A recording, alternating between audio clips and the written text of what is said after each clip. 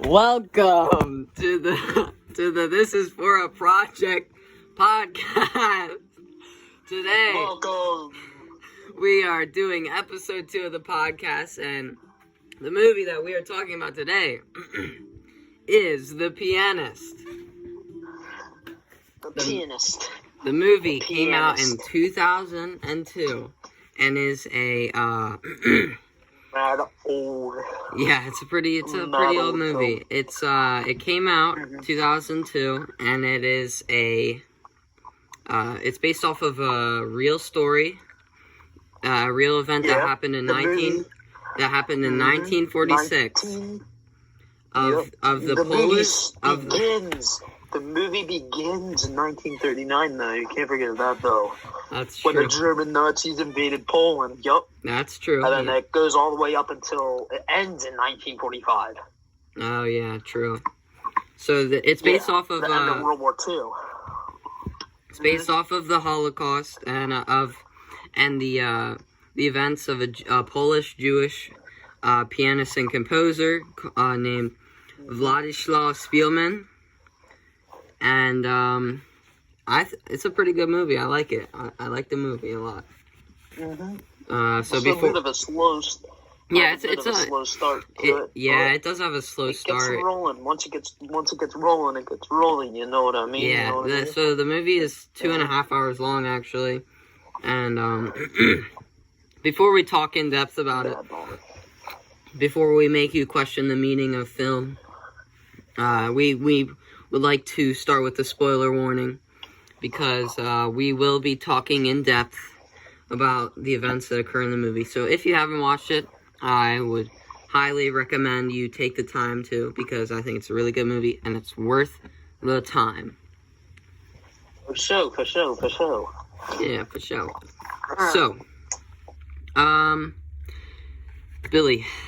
William, the movie starts with Władysław Spielman jamming out on his piano, right, in this Polish radio station, and all of a sudden, BAM! Okay, there's a bomb explodes right near him. Okay, a bomb explodes in Poland, right nearby the radio station. He has to quit jamming out on his piano and leave. You know, he thinks he's gonna die. So instantly, you're getting set. Oh, there's tension, man. There's bombs going off. This ain't no joke. We're living in the midst of war. So instantly, the movie does a good job at presenting the events that are occurring at that time in history, I would say. Would you say, Billy? Billy?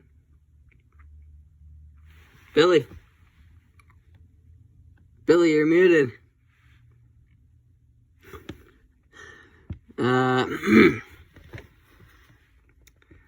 Billy might be taking a dump or something. I don't really know. He's muted right now.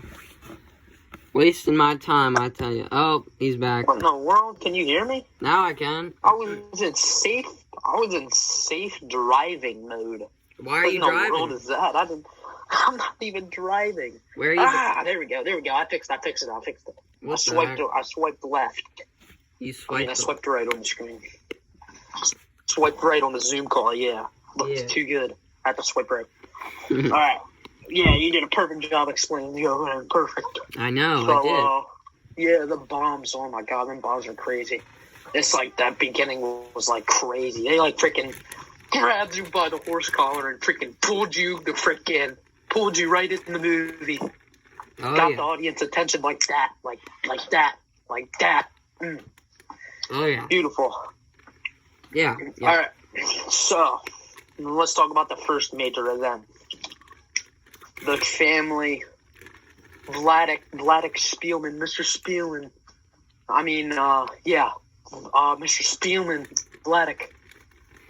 Mr. Spielman, Vladek. Billy, shut up.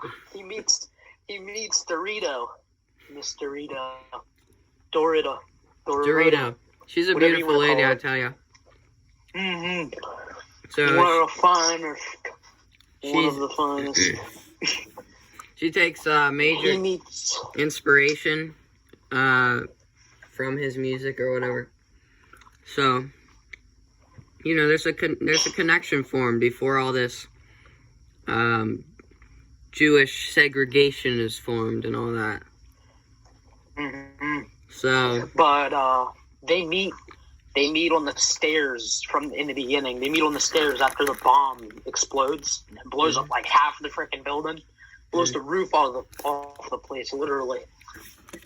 They meet going down the stairs and like make up these plans to go to like this radio station somewhere else like the next day. For some reason they stop and they're making plans in the middle of like getting bombed. It was kind of crazy. But, yeah. So that's when they meet. And then Vladik, Mr. Spielman, goes home and he meets his family and they're all listening on the radio about how, what was it? How Germany's like coming and Germany's Poland invading Poland. So yeah, that's like that's the first big event. Like the Spielman family, they're listening to the radio and they hear that German is invading Poland, and instantly they think, "Pack your bags, we have to go." They're gonna want to take control of us, okay? Which I would want to instantly be like, "Hey, I'm out of here. I don't want to be involved with the Germans, especially if I'm Jewish." But unfortunately, what happens is Poland is like, "No, we're gonna fight back. Don't worry, guys." So they're like, "Okay, hey, Poland says, hey, they're gonna fight back. We don't need to move." Which, I think Poland making all these promises of fighting back is the main reason that a lot of Jewish families got stuck there in the first place. They were giving the Jewish people hope that there wouldn't be a problem with the Germans, but they couldn't keep their promises. And so, because they were given this false hope, they get stuck in Poland and can't leave because Germany is in control of it. So then, what was it? The next day? Yeah, the next day Germany invades Poland, and they are all the Jewish people are getting told to all these regulations, like where they have to make it themselves. They have to make armbands for themselves. Yeah, that signifies that they're Jewish. Yeah, that's kind of crazy because, like, I don't know, they all have to make it, and like, I don't know, they actually look kind of nice. I mean, like, I was surprised that they all, all the like the star was like perfect. Yeah, they that's pretty cool. I guess their mom is like a master sewer or something. Yeah, but for sure. So all these restrictions, like Billy, you said you knew about all this. You said you knew about all this, but I had no idea.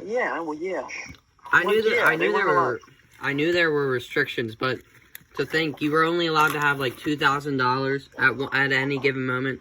Like, you weren't allowed to go. It wasn't $2,000. It was like whatever the currency was, whatever. Yeah, it was 2,000 of whatever they had. Zoloinkies. I think it was Zoloinkies. That was the currency. Zoloinkies, slinkies, bro. Yeah.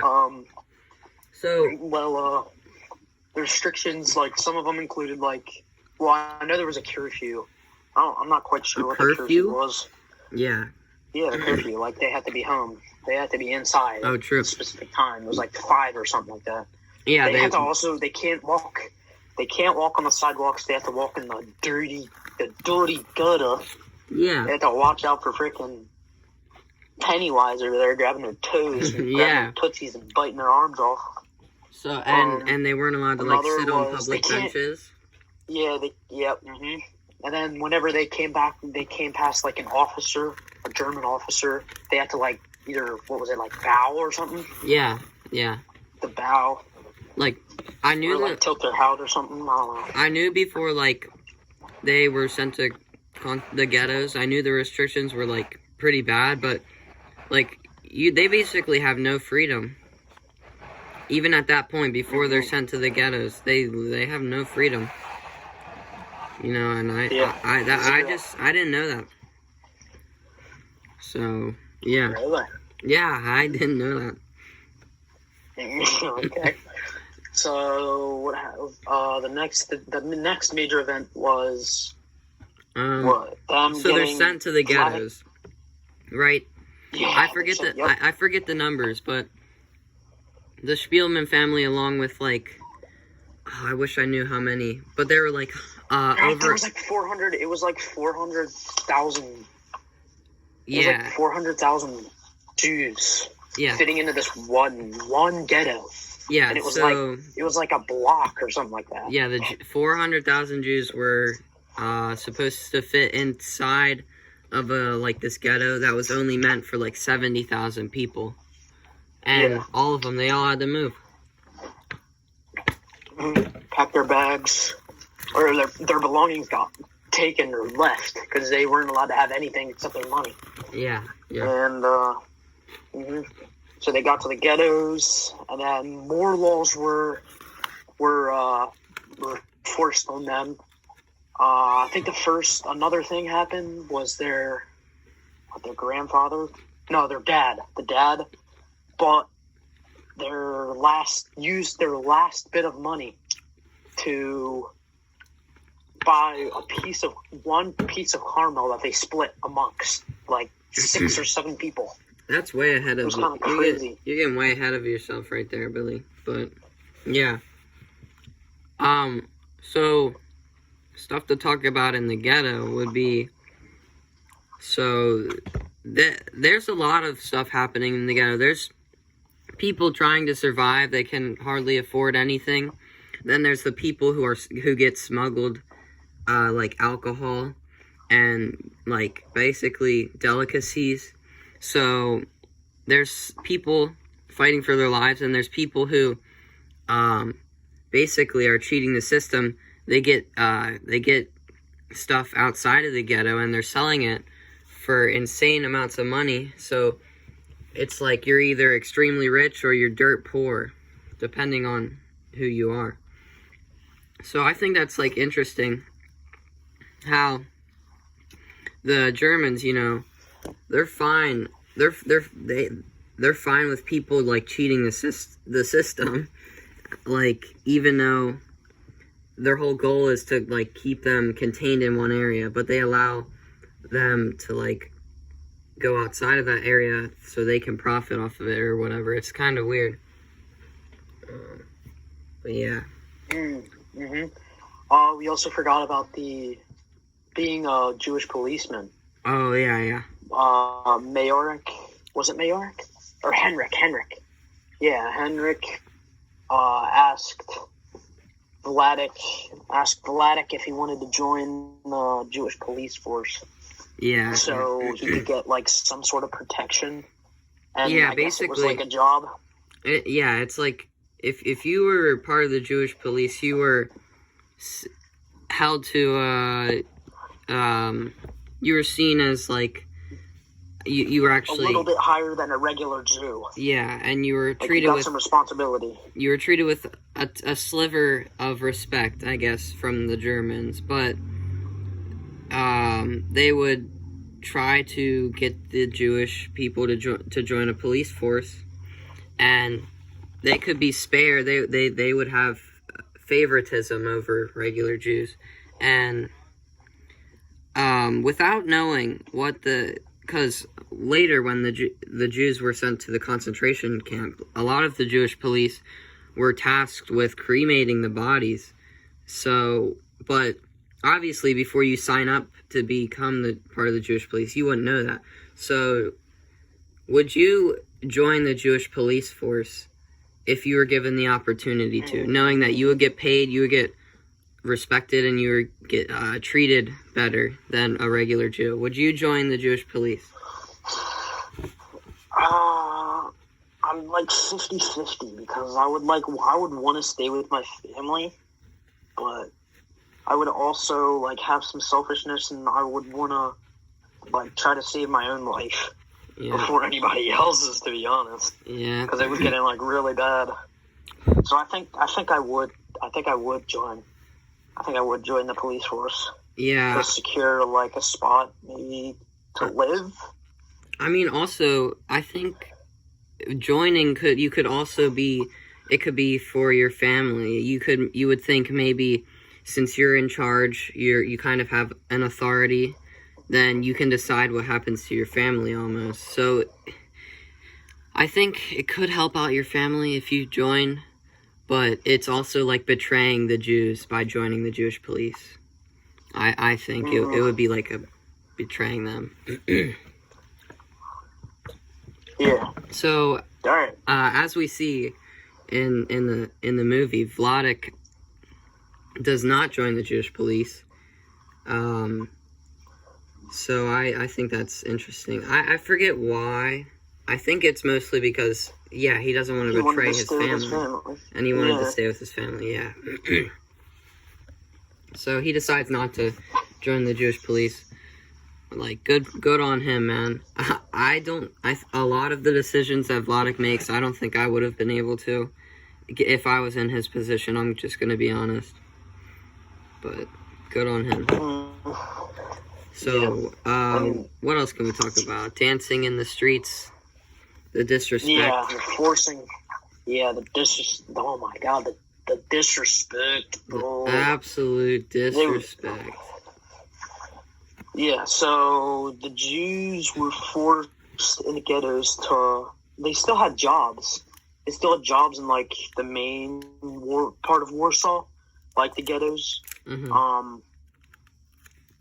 And they had to cross a main street it was an intersection between regular non-Jewish people and Jews.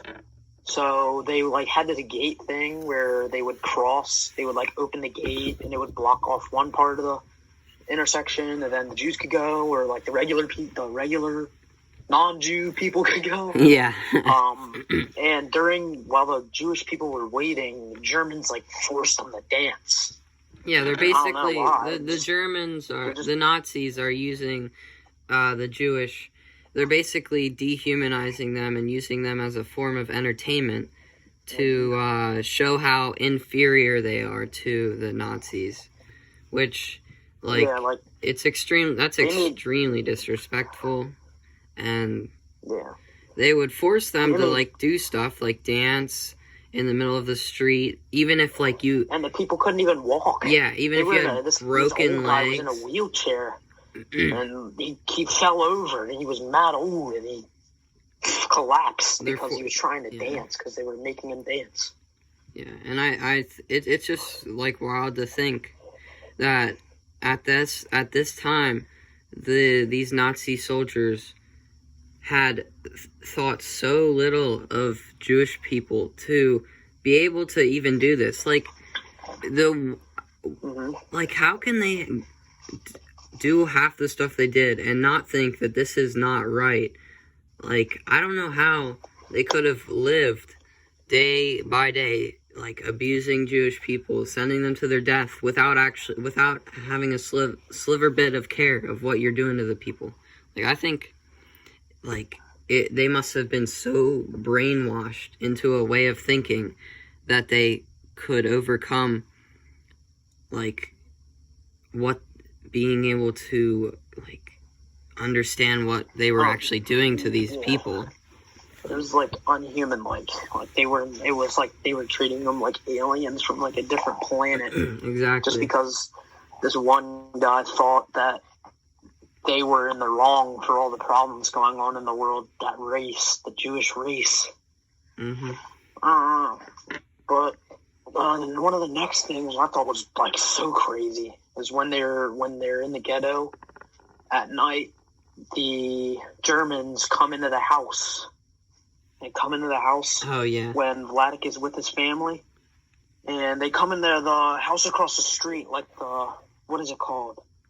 What are they called? What are, like, the flat? They're called the flats. Mm-hmm. And they go through, I guess, each family's flat section. Yeah. And they take one person from each flat and they, like, bring them onto the street. But when they get to the top of the flat, the building. They get to the top family, and you could see the Germans walk into the room, and there's this old man in a wheelchair, Mm-hmm. and they tell the old man to get up, get up to come out, and the old man couldn't walk. I don't know. I guess he might have been paralyzed or something. Yeah. I don't know. I don't know what his problem was. So But what? I don't know what that wheelchair guy's. I don't know what his problem was. Maybe like if he was paralyzed or if he had broken legs. But yeah, the Nazis, like, they told him to stand up, which obviously, if he's in a wheelchair, he's not going to be able to. And well, what they did was they picked him out of his wheelchair and threw him out of the building, off of the balcony. Like, it was like 7 or 8 stories high. It was like crazy, and they showed it. Like, the movie showed it, and the guy was like wiggling his arms and trying to move his legs while he was in the air, falling to his death. Yeah, and that also goes. I don't know. That also makes me question, how could these people do this without thinking that this was a terrible thing to be doing? Like, it's crazy to think. Mm-hmm. But yeah, so they just throw him out the building because apparently he was disrespecting them by not standing up, even though he clearly didn't have the capability to stand up. So it's just crazy what they would do. Yeah, it was crazy. And then the people that went out the streets, they told them to run, and the people ran, and they would just shoot the people dead. Oh yeah, as they were running. Like in the ghettos, while they were in the ghettos, there were just executions that would happen for no reason. The Jews would be executed in front of everybody. They would all be in a line. They get shot in the head one by one. Like, just imagine you're the last person in that line, having to see 10 other people get shot straight in the head before, like, a bullet goes through yours. Like, that, just the thought, what I would be thinking, like, I would be so, I don't even know how I could react. Like, you're speechless. Yeah. You're speechless. All right, this would just let's happen. skip ahead a few a little bit. Yeah. To when Vladik gets separated from his family. The family. Yeah. They're like all told to get on the trains. They're getting on the trains to go to, they think, is a labor camp, but it's actually a concentration death camp where they're all going to die. And while they're getting on the train, what is his name? Was it Mayor? No, Henrik. It was Henrik. Yeah. He was the Jewish policeman. Yeah, one of those Jewish policemen. He pulls him out of line. He pulls Vladik out of line and tells him that he saved his life. Tells Vladik that he needs to run he's away. He's going to save his life for him. Yeah, he needs to run away. Basically, he did save his... So this guy that pulled him out of the line to board the train, he knew that where they were heading would ultimately be their death. So he did save his life. Mm-hmm. But what I find, family did. Yeah, Vladik's family did get on the train too. What I find fascinating is Vladik, he's given the choice. Do I go with my family or do I leave them behind? After I've heard all this news of possibly where they're being sent, can I leave them or do I need to stay with them? And I don't even think he had a choice. I mean, he didn't really. He could have gotten back and boarded the train. But he could have, but I think Henrik, he grabbed his arm and was and slammed him against the ground. Yeah, telling him to run away while he still could. So I mean, that's a tough decision to have to make, but he ended up running away, and so I don't really know what happens to his family. I mean, I can only assume they ended up. Yeah, they're gone. I'm guessing they died. I mean, we don't see them at all else in the movie. They disappear. The last time we see Vladik's family is when they board the train, so I can only assume they died. which is unfortunate, but Mhm. yeah. So, Yeah. And mhm. but thankfully, I guess, And then- Vladek is saved. Vladek is saved by his old friend Dorito. Miss Dorito. Dude, that is way ahead. We still Is it- have stuff to talk about. Okay. Yeah, The what? potato smuggler. Alright. The potato smuggler. Okay? So, Oh, yeah. so, after Vladek is saved, he, joins the workforce, like hard labor. He has to carry bricks, up and down like a building to build a wall or whatever, or build a building. And, he also delivers the food to the work site where all these Jewish people are working. And he's, actually, like, he gets the opportunity to smuggle weapons, like, guns and ammunition into these potato sacks, right? So, I just think, like, he's given that opportunity. He gets to help out the people, the Jewish people that are trapped. And, I mean, it almost cost him his life. Vladek, he almost got killed because he dropped the bricks because I guess he was so weak. He dropped the bricks and the guy almost shot him. Mm-hmm. But I guess he just spared him. He spared his life. Yeah. It was so close. It was a life or death thing. It was a life or death thing. Yeah. So, yeah, the potato Everything's a life or smuggling. death thing in this movie. And, Vladek actually motivated the uprising. There was an uprising in the ghetto, because he was, smuggling all the weapons into there. So, it's like, you would think it's almost inspirational. Like, the Jewish people, they're being suppressed, they're being killed, and they make a final fight. They know they're most likely going to die, but they put that behind them, and they fight to the death against the Nazis that are containing them in the ghettos. Like, with the weapons that Vladek has been able to give them. So, I think that's pretty cool. Yeah, that was pretty cool. Like, he helped them all out. But the uprising is held after Vladek escapes. Yeah. Do you remember how Vladek escapes? How does he escape? I don't know. I think one of his old friends gives him a place to stay. So, the weird thing is, the Jewish people at any given point could have easily escaped out away from the Nazis, because all you have to do is rip up your little armband that says you're a Jew and go amongst the crowd of, I guess, But they had German. classifications for every Jew.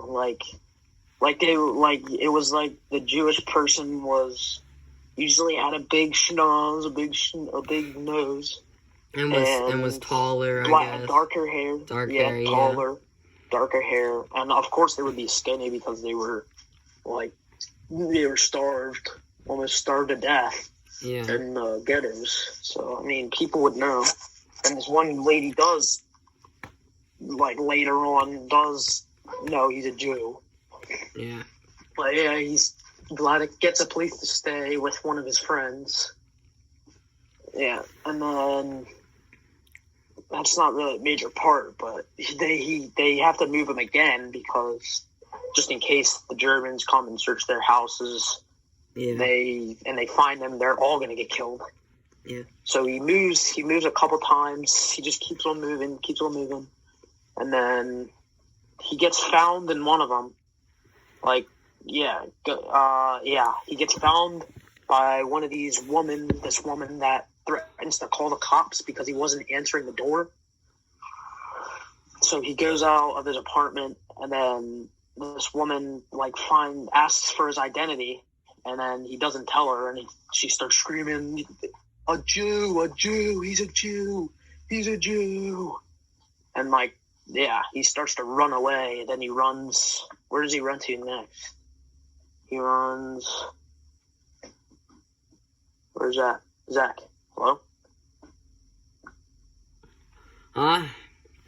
Sorry, you're boring me so much.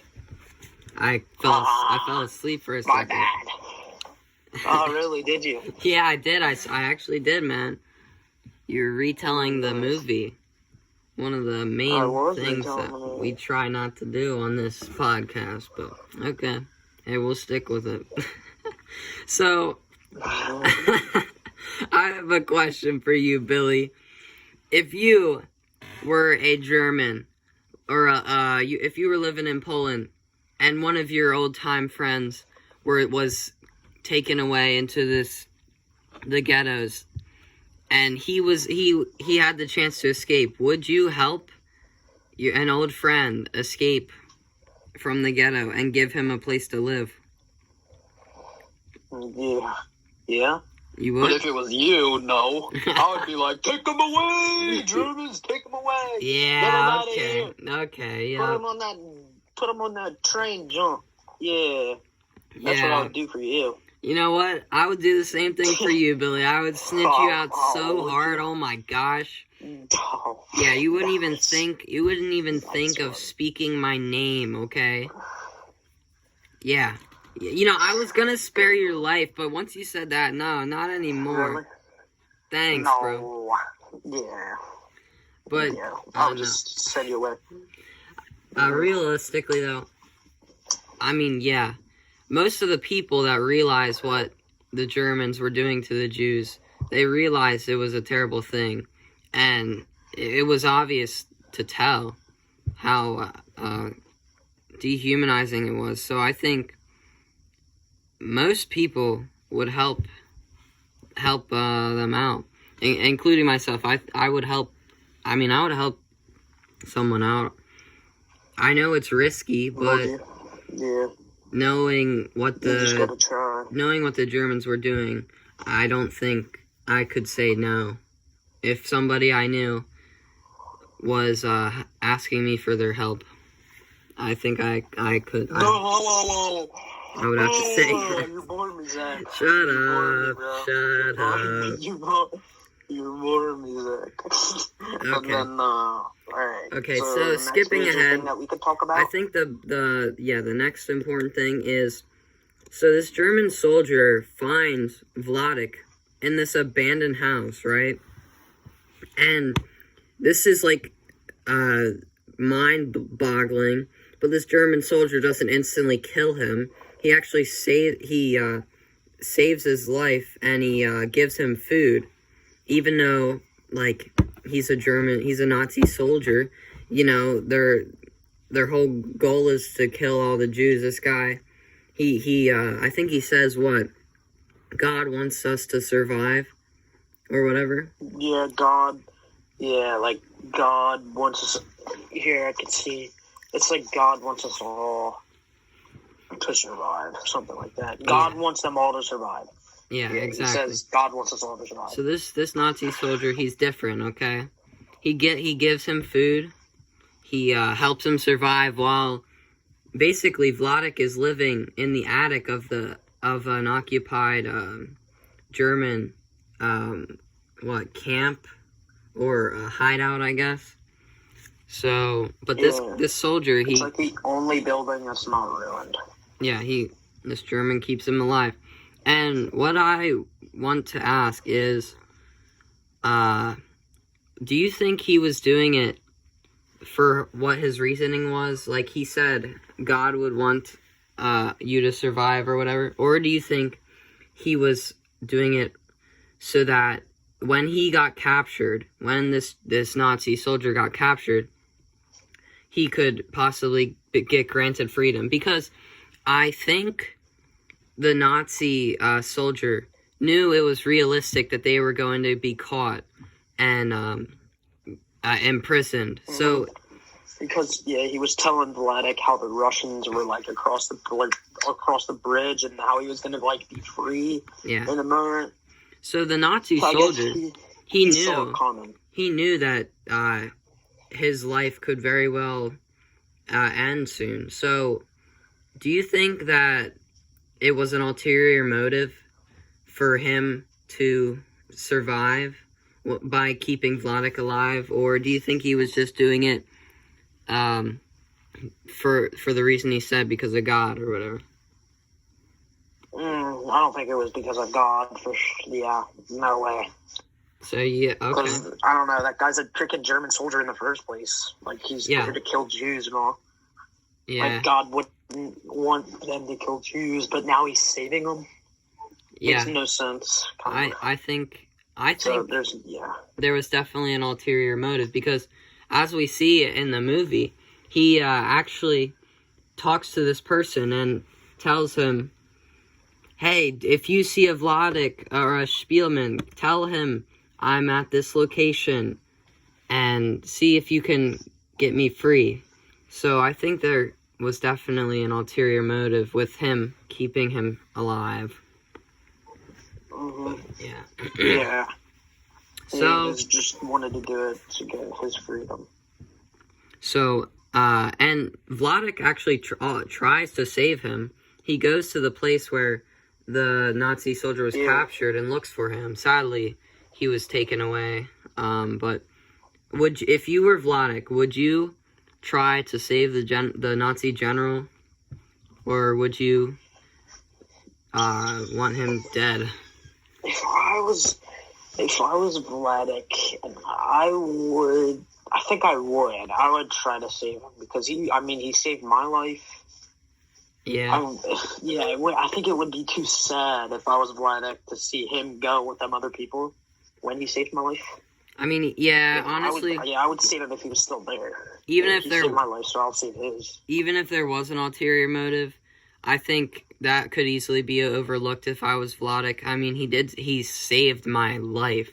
I would have to try to repay the favor. So, honestly, even if I knew he was only doing it to possibly get a second chance, I think I would still want to save his life. Mm-hmm. So I'd say we're at the 37-minute mark. I'd say that, hey, that was a good discussion of the movie. Would you say that, Billy? Yeah, it was decent. What was your rating out of the movie? Oh, rating of the movie? Rating out of 10. Okay, first question. Is this movie better than the last movie? You don't? Okay. No, 1917 is way better than... You think 1917... The Pianist. Really?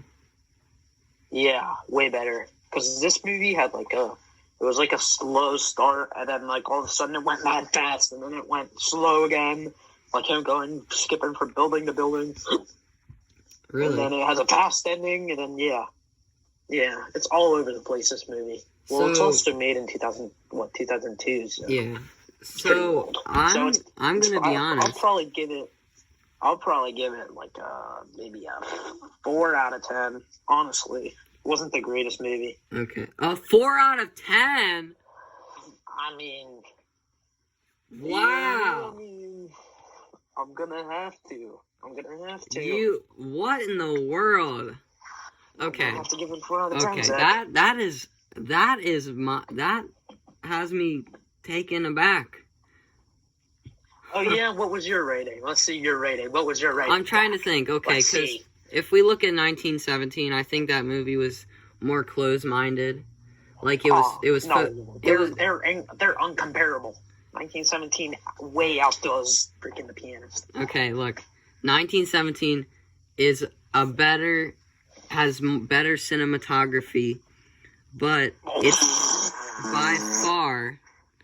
But I think the emotion put into The Pianist, I guess not emotion, but I think the storytelling of it is greater than 1917. I don't know. It's based on a true story, so they couldn't alter the story. I don't know. The Pianist isn't a true story, so they can't do anything. So what's your rating? What did you get it out of 10? 9. Okay. 9 out of 10. 9 out of 10. You're gonna give this a movie a 9? Are you kidding me? Yes, I'm Really? not kidding you. Wow. Hey, look, listen to That's this. crazy, 95% of the people that watch this movie liked Hey, it's it. your opinion. Guess what? Okay, this has a greater percentage of You're gonna go up to and you're gonna ask, have you seen The Pianist? They're probably gonna say no. Now, listen. The Pianist has a better like to dislike ratio than 1917. Look, I think The Pianist is a really good movie. It does a really good job at explaining what was happening. Yeah. And it's an interesting look at what was going on. Yeah. So yeah. It was an okay. 9 out of 10 I give it. You give it a 4 out of 10 for some stupid reason. But 4 hey, out of 10. it's whatever. Yeah, shut up, freaker. Whoa, chill. Okay. Alright, so I guess we're on to our sponsor for this Sponsor episode. time. Our sponsor, oh my god, our sponsor is insane this time. Our sponsor is my cousin Mathis's Piano Shop. His slogan is, "Our pianos are good." Oh my god, you should hear some of this. The pianos in that shop is like insane. You go, that's some Beethoven pianos And right there. to show our appreciation, we have a sample song that we had recorded on one of his pianos that, I say, the opening song is most beautiful. Here, let me give you a little demonstration of how good you could be playing the piano if you buy off of his shop. Yeah. Wait a minute. Wait. Here we go. Oh, wrong one. What was that? That was Wait, wrong what is one, that? What is that? Oh, you're What is that? You're messing it up. Oh wait, here we go. No. Here we go. All right, there you go. Just wait. Come on. 3. Yeah. Do you hear the sound quality? Do you hear the beautiful sounds coming out of this thing?